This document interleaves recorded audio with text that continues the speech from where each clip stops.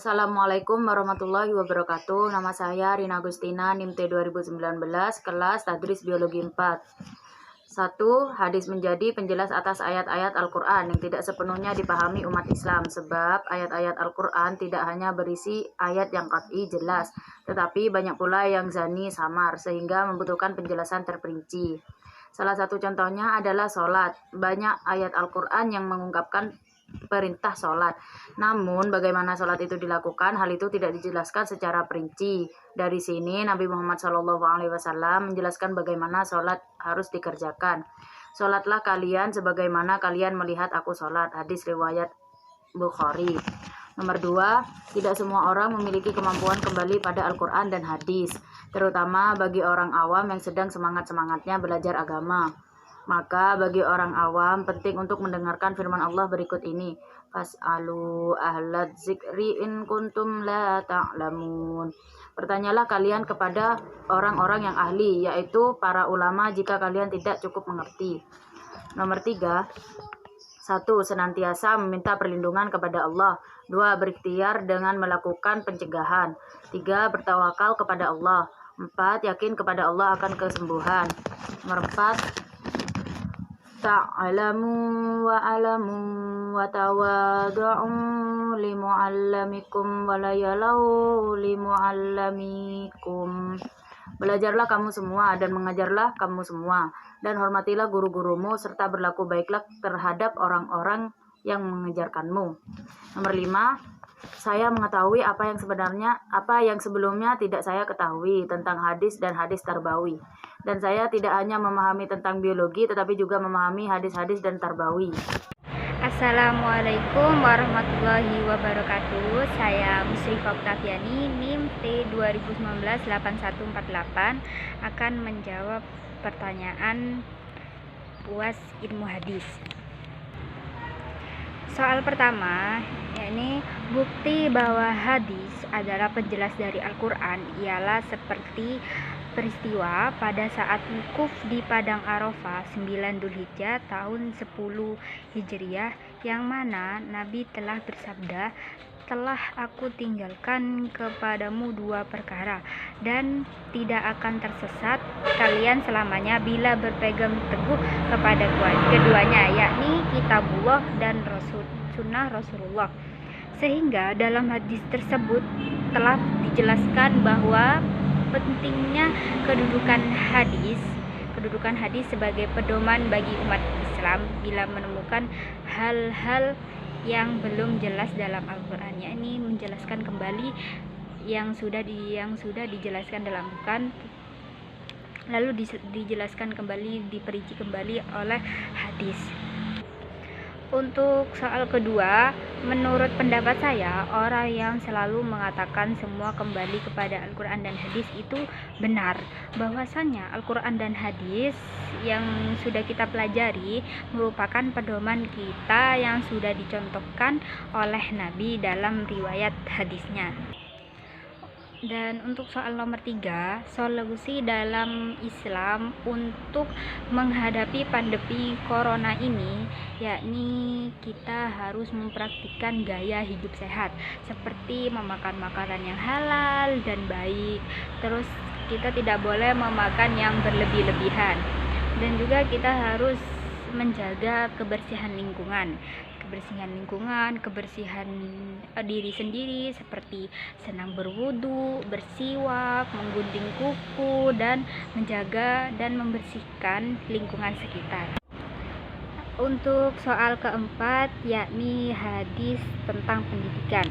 Bismillahirrahmanirrahim. Thalabul ilmi faridatun ala kulli muslimin. Menuntut ilmu adalah kewajiban bagi setiap muslim. Hadis riwayat Ibnu Majah. Hadis di sini menjelaskan bahwa Rasulullah pernah bersabda bahwasanya menuntut ilmu itu wajib. Apabila seorang memiliki ilmu, maka perilakunya akan terjaga dari segala perbuatan yang tidak disukai Allah. Jadi menuntut ilmu itu wajib bagi seluruh kaum muslimin, dan laki-laki maupun perempuan. Untuk soal nomor 4, yakni hadis tentang pendidikan. Bismillahirrahmanirrahim. Talabul ilmi faridatun ala kulli muslimin.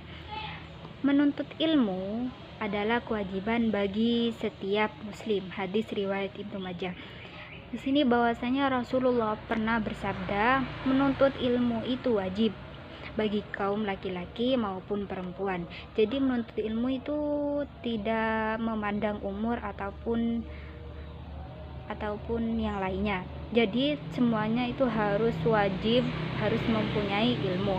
Dan apabila seseorang memiliki ilmu, maka perilakunya akan terjaga dari segala perbuatan yang tidak disukai Allah. Untuk soal terakhir, yakni nomor 5, pentingnya dalam mempelajari ilmu hadis dan hadis tarbawi itu sebenarnya wajib. Dalam bidang yang saya ambil sekarang ini, yakni tadris biologi, ilmu hadis dan hadis tarbawi mengajarkan kita dapat mengetahui hadis-hadis yang terkait dengan biologi, seperti teori revolusi. Terus ada lagi dalam hadis telah dicantumkan juga bahwa penciptaan Nabi Adam itu dari tanah. Di dalam pendidikan sendiri di dalam pendidikan juga hadis penting untuk kita pelajari, apalagi kita sebagai calon pendidik yang baik, karena telah mengajarkan akhlak yang baik maupun hati yang sabar. Jadi hadis tidak hanya mempelajari ilmu, tetapi masih banyak lagi manfaatnya, seperti yang tercantum pada hadis-hadis Rasulullah. Terima kasih.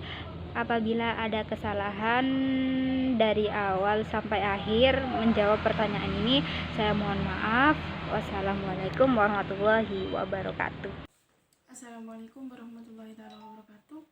Nama saya Mita Utari Putri, NIM T2019-8150 dari kelompok 9 dari Tadris Biologi 450. Di sini saya akan menjawab soal UAS ilmu hadis dan hadis tarbawi. Untuk jawaban yang pertama, yaitu contohnya seperti mengenai zakat fitrah. Rasulullah telah mewajibkan kepada seluruh umat manusia untuk membayar zakat fitrah pada bulan Ramadan. Nah, dalam hal kasus ini, fungsi hadis terhadap Al-Quran sebagai bayan at-tashri', yaitu sebagai pemberi kepastian hukum atau ajaran agama Islam yang tidak dijelaskan dalam Al-Quran. Untuk jawaban soal yang nomor 2, menurut saya pribadi, seseorang yang mempunyai pendapat seperti ini memang benar, karena seorang muslim memang harus merujuk pada kitab pedomannya, yaitu Al-Quran, dan juga apa yang sudah dicontohkan oleh Nabi Muhammad SAW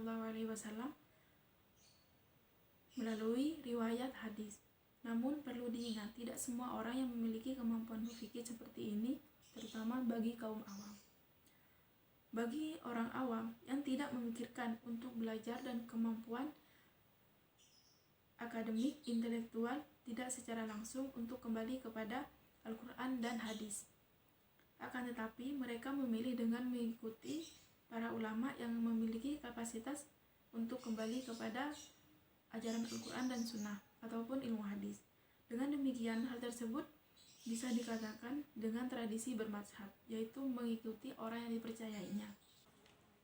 Untuk jawaban soal UAS nomor 3, sudah kita ketahui bersama bahwa di pandemi virus COVID-19 ini sangat banyak memakan korban.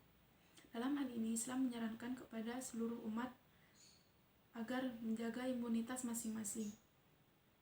Seperti halnya di dalam pengajian yang diketuai oleh pimpinan pusat, yaitu Muhammadiyah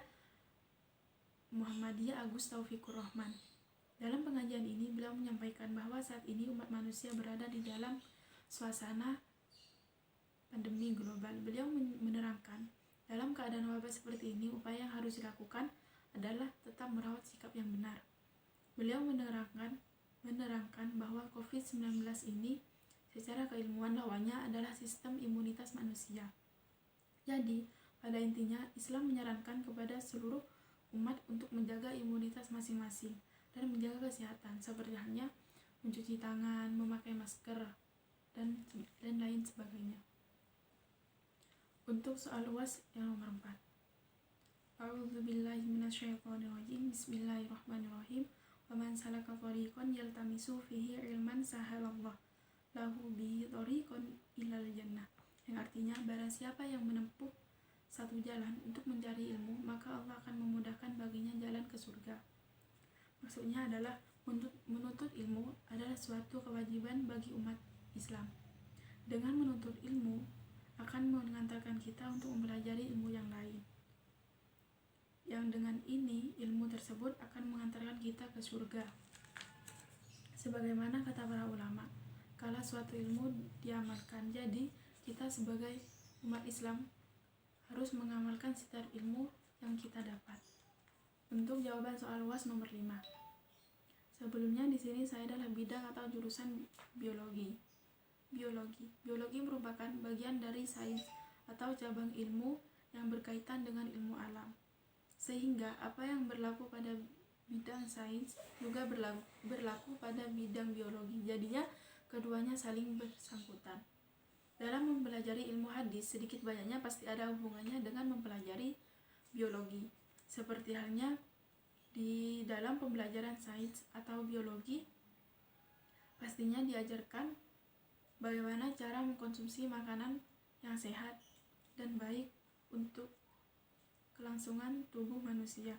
Sedangkan dengan mempelajari ilmu hadis, pastinya diajarkan bagaimana tata cara memakan makanan yang baik. Seperti halnya sebelum makan makanan, membaca doa terlebih dahulu.